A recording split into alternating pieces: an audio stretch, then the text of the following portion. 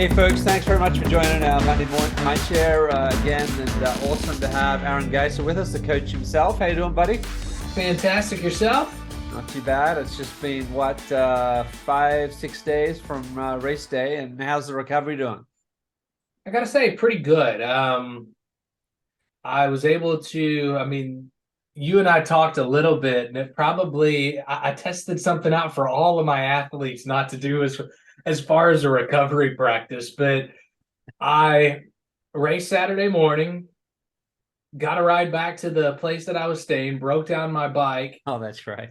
drove back to the event to see some of my athletes and some other athletes finish. I then went back, had to finish packing, packed all that stuff, got in the car, drove, met one of my athletes for dinner, then drove 2 hours back to Vegas to hop on a flight, flew overnight, landed in home just in Cincinnati, and then went straight over to watch my wife compete in a half marathon. So it was, I think I went a total of 30 hours of not sleeping. So it probably wasn't the most efficient recovery process. And then the half marathon was like underwater, it looked like. We stopped by my house to pick up my road bike, and I ended up not riding anywhere just because it was a monsoon. It was great. It looked like Singapore to me. Um, anyway, no, that's cool. So it's good to have you. It was a bit like when we caught up down in Georgia at the US 8. I was kind of driving backwards and forwards to get you and Ryan, my son, and yeah, I know exactly what you just went through. So yeah, a bit of deja vu there. But, It definitely keeps you moving. You start to, especially on the drive from Vegas to St. George and then back to St. George to Vegas. You lose an hour in that trip, and then I'm flying back east, and I lose another 3 hours from when I hop on the plane to Vegas. It's like, where the heck, like, where are you? what am I in? Well, hey, I know I talked to you like, I don't know, 4 days before race day or something like that. You're expecting it to be pretty windy, but it seemed like it blew over or blew through a bit, and it was fairly good on the wind department, right? Yeah, everything from the weather really matched up really, really positively. Yeah. When I got there on Thursday and talking to individuals that were already on the ground earlier in the week, it really winds were pretty fierce at certain points. And Friday things started to settle down, probably picked up a little bit later in the afternoon. But we when we hit the bike course on Saturday morning, there was very little wind at all. I was told that around 10:30, 11 o'clock, it picked up a little bit, but I was already kind of off the bike course at that point. Well, you and I were trading notes earlier on just how consistent Utah has been over the years. It's had some rough years, but it sounded like it all came together last weekend. I think the one thing that you can count on there at this point in the season is the water is going to be really cold. Yeah, I know. I saw your note on that. Yeah, that is consistent. It is cold swim. You know what you're getting in. And I got to thank my people over at the Cold Plunge because they prepared me with my unit. I was ready to take on Well, I was going to ask you about that because when we swam together in Georgia there, you had the DeBoer green suit, and then I saw the photos the other day, and you're in this orange suit. So you got a whole series of DeBoer products there, or? I guess I got two. If you want to call that a series, we can. But I felt like the one that I went with was a little bit more buoyant and a little bit more thermal to it. Right. So it covers you a little bit lower temperatures. I probably look back and might have been more efficient going with the other suit, but I at least had a couple to choose from, and I took both of them and made a last second call on race morning. Yeah. Yeah. Well, 4:48:21 is nothing to shy at, buddy. Congratulations. It's an awesome time. And that's not an easy course. Certainly obviously the bike and the run is not an easy course. So you must have had a good day out there. I did. I definitely made some parts of the day a little bit more complicated to myself, whether it be not racing for the past year or what. There was definitely some rust on the process of the day coming together properly. But overall, very, very pleased with the way the day came together. Well, hey, Frodeno had some challenges in the transition zone over there in Europe last weekend, so you're allowed to have some issues too, man. So no problem. Things happen, right? So tell us about, let's kind of walk through it. 30, 35, 28 on the swim. Obviously always cool there. It's freshwater swim. Didn't seem like there was a lot of breeze and swell. But all in all, fairly non-drama swim for you. Yeah, definitely one of the slowest swims that I've had. But when I dove into the water, the right goggle took on a little bit of water. So predominantly through the rest of the swim, I was siding with the left eye With one eye. only. And all the buoys are on the right hand side of the course. So my depth perception must have been off because I ran into every single buoy. I don't know if anybody out there has watched. It made me think of kind of the scene from Weekend at Bernie's, where Bernie falls off the back of the boat and starts hitting all these like wake buoys. It just I That was hit you. every single one of them just because I was slightly off of my depth perception. Well, anyway, you certainly obviously had a good bike, although I think you were telling me just after the race you had some mechanical with your axle or something, right? What Yeah, happened there? and this was the first time that I've raced on this on disc, and this was the first time that I raced on this bike. And I've really only had the capability to get it out. That was the fourth time counting the day before being out on it that I've had it outside. Right. And the first roughly 38 miles or 60K, I was cruising along, carrying on really good pace. Heart rate was actually really low. Watts were in a pretty good place, but my pace was probably a little bit faster than the watts that I was putting out. And heard something start to click on the back half, and the chain and the derailleur were just a little bit out of link. And going it, that was right before, it's roughly about 2 miles, about 3K before you get into that climb of Snow Canyon. And going up Snow Canyon, anytime that I was putting power into the bike, it was jumping between three different cassettes, and I couldn't even go almost a full pedal stroke without it jumping. So Really? I lost a great deal of time on that.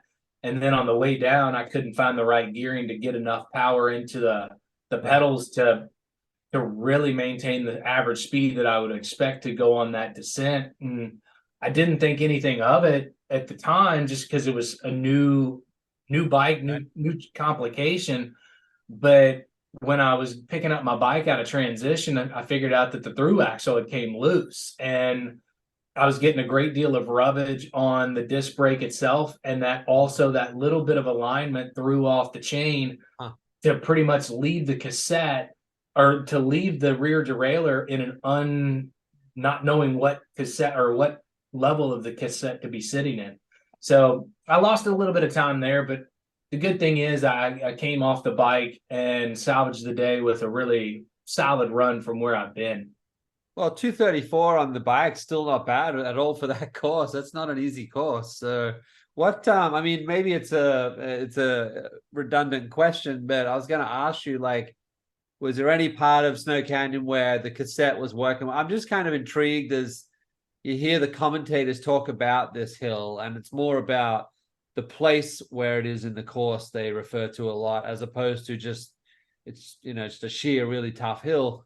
But what kind of power are you putting into going up that in a race? I mean, what's you at In that least? segment, I tend to allow the power to jump by 10 to 20% based on just kind of what the incline level is. But in that part of the race, I was putting anywhere in between 285 to 312 is what the numbers suggested that I was putting out on that. And the biggest challenge was at that particular wattage and incline, my speed was probably just, I mean, it doesn't take much, but 3 or 4 miles an hour slower on that climb left me in that climb stage for just a little bit longer than I needed to be. But Yeah, yeah. it's not really, I think the biggest thing that people talk about it is that there is not one point once you start that climb where there's a level out point. You are pretty much putting some form of elevation into that climb, pretty much from once the time that you started to the time that you crest it. Yeah, I see. It's like, 30, more than 3,000 feet of climbing through the ride. So yeah, it's obviously going up or you're going down. But from looking at your records over the years, it looks like, if I'm not mistaken here, I could be wrong, but probably like second or third fastest run you've ever had. And it's, again, not a simple course. The fastest I think run you had was in Oceanside, which is pretty flat, of course, but from a run perspective, yeah, you must be happy with 131. Absolutely. And I think with probably the last 4 half distance runs I've had, they've really ticked down into that 130. And I think it's me figuring out the nutrition and also just really pulling together the nutrition with the training process. And as you know, not a whole lot of people do that. Last year at this time, almost 1 full year before this race, I detached my posterior tibialis tendon from my navicular in the foot, which is a pretty predominant. I mean, it takes a lot of the load when you're landing. It's one of the most important stabilizers of the lower body. And at that point, I saw a number of doctors and was told that I might not be able to have a sufficient running career moving forward. And one of the things that we had discussed with some of the surgeons was surgical procedure. And they're like, well, we don't think if you go through the surgical process that you really are going to hamper your opportunity. At least with this, we feel like with the right process, you might be able to get something back. And I left those meetings with those particular doctors, and knowing me well, I'm an individual that does a great amount of research, and with my background, I know kind of where the right places to go to kind of get the information that I need. And the biggest challenge that I found was there was no published protocols. There was not any research done on anybody coming back from this particular injury. So I really felt like I was pioneering through this process. And I did run some thoughts by other medical professionals, but this was something that I really took accountability for. From day one, I put in a protocol. I followed that protocol, and I really also put kind of a stage of where I wanted to be through the process. And when I got to the first part of the year, February was the designated month of where I was going to start doing some speed work. And then when I made through February really, really strongly is when my wife and I had that conversation of, okay, where am I making my debut at? And St. George came up. I obviously did not choose an easy course for a run day, but I feel like that run, putting up a 91-minute run, half marathon, from what I was told a year prior, was probably one of the better athletic accomplishments that I've put up. And I'm still in baseball. I still have a number of records that sit out there, and I'm comparing it to records that sit in a record book. I think this still might be one of the top accomplishments I've pulled together.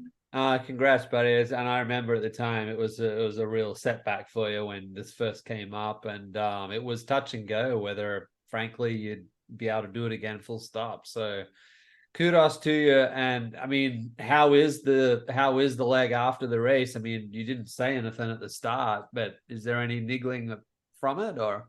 Well, I mean, I was able to run on Wednesday, so it would have been roughly about 3 days after the race, and things felt really, really well. There was a decent amount of swelling in the lower extremities, and especially on that left-hand side. But Layton, to be honest, I probably attribute that to the idiotic trip that I put on myself of trying to get back and then going straight. So I never really had a true structured recovery for the next 24 hours after the race. But overall, I'm thrilled, and I feel like this weekend I'm going to get back into some run volume and then get back into some speed work first part of next week. So cool. as far as recovery, I think it's kind of right where I want it to be. That's great. Well, hey folks, if anyone has any mobility issues in the legs, go to this guy, because not only is he trained, experienced in it, he's worked through it. So yeah, that's awesome to hear. By the way, what I know you changed your bike. What were you training and racing in footwear wise, Aaron? Well, I could probably be called a little bit of a shoey. I have a massive amount of shoe collection. This particular event, I went ahead and ran in the Next Percent twos from Nike.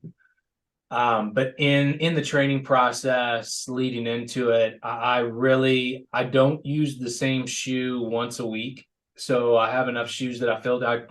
My run days a week are roughly 5, sometimes 6, and I do not wear the same pair of shoes once through that week. All right. Okay. And I jump anything from Nike, Brooks, On, ASIC, and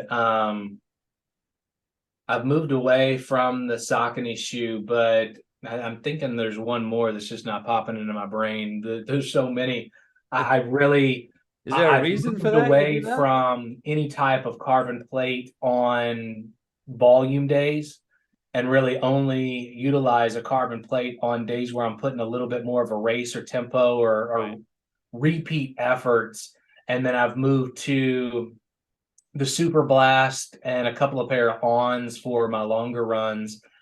And I do rotate a couple of pair of Brooks in that case, just to give me a little bit more of a softer feel. But I feel like retraining the foot and having that foot being a little bit more mobile and a little bit more responsive without the carbon plate on just my normal longer runs has done a little bit of strengthening the foot as well. Yeah, that's cool. What was pre-race breakfast for you this time, Aaron?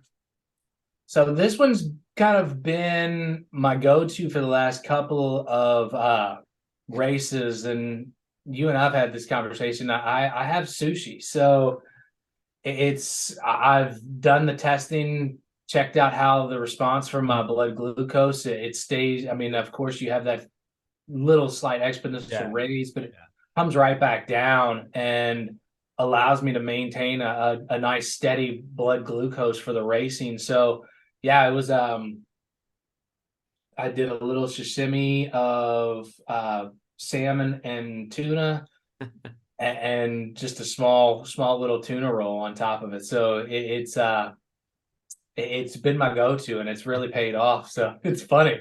For some reason, I thought you had done St. George before, but this was the only time you'd raced that course? No, I raced it 2021 at Worlds at that, and oh, I see. Here it is. Here I think I had a faster bike that day. The run was a little bit slower. I came in a little bit off on that particular one, but I think both the swim and the bike might have actually been a little bit faster that day. Yeah. You were what type of grams per hour you're putting down carbohydrate wise on the race? So on the bike, I went for 66 because I race on the SFuels RACE Gel, and I had six servings within my middle bottle with the enough liquid to make it nice and viscosity to get through the straw. And that was predominantly my race fueling on the bike. Right. And then when I got to the run, I dropped it down to ended up losing 1, and I think so I took a total of 60 grams on the run. Yeah. But my goal was to be more in that 45 to 50 range, and due to something snuggling out of the back pocket, I ended up going off 40 total. But yeah, right. I do feel like it was the consistency from pulling on the bike that kept me with enough energy to go through the run. That's cool. What's next lining up for 2023 for you? What are you looking at? I haven't decided. It's been so long since I've Yeah. actually had my wife attend a race that I want to make sure that my partner in crime's at the next race for me, because she knows how to manage me. She knows how to make the day a little bit easier. And I really, when I say that, I think I've had a good 5 or 6 races in a row that I have not had her there. So that's going to be part of that prerequisite, is making sure that she can make it her way there. But really, the next 2-3 months, I have a lot of my athletes getting into the meat of their season, and that really takes focus for me at this point. This was kind of my kickoff, but they're all going into their kickoffs, and I'm really going to start spending the time that they deserve to really kind of get them into their races prepared and ready to take on the day, just like I was able to. Yeah, no, that's cool. Well, good, bud. Well, hey, keep us posted on your plans, and we'll stay close and watching as always. And when you get some of those photos out of finisher pics, let's get them out there. I saw a few beta versions there that look pretty good. So yeah, it's always, sometimes when you get some of those photos, you look like you're about ready to, you give the impression you're going to crawl across the finish line. But I have to say, I look pretty peppy. look like you're in control, man. That was good. It doesn't always be, but you're putting on a good show for the camera anyway.